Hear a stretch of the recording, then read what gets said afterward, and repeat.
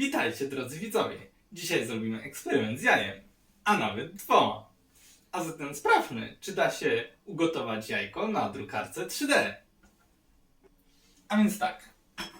Jedno jajko ugotujemy na gazie, natomiast drugie jajko ugotujemy na drukarce 3D.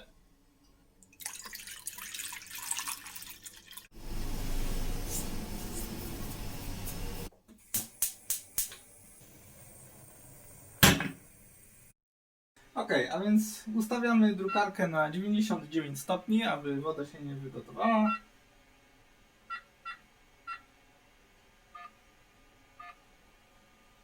Stawiamy jajko na stole, przykrywamy bambusową przykrywką i możemy tutaj na mierniku zobaczyć, jaką moc pobiera drukarka.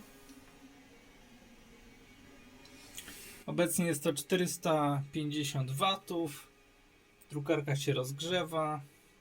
Po tym czasie moc powinna spaść. A więc czekamy.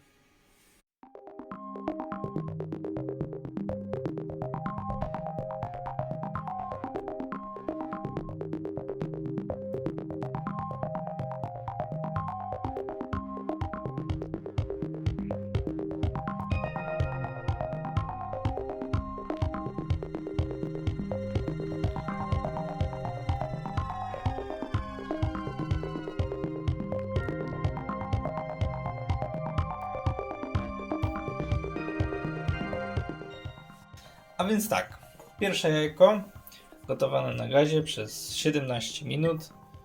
Rozbijamy.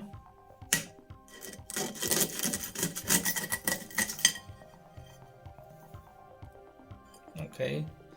Wygląda, że jest na twardo.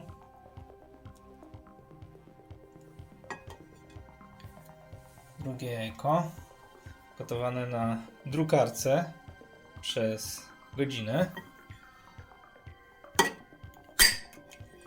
Oj, jak widać, cóż, na bardzo miękko.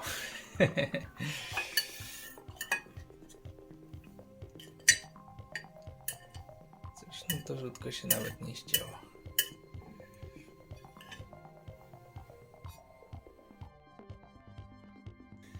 A więc jak widzimy, gotowanie na drukarce 3D niestety się nie powiodło. W dodatku z obliczeń wynika, że ilość zużytej energii elektrycznej jest większa niż zużytego gazu.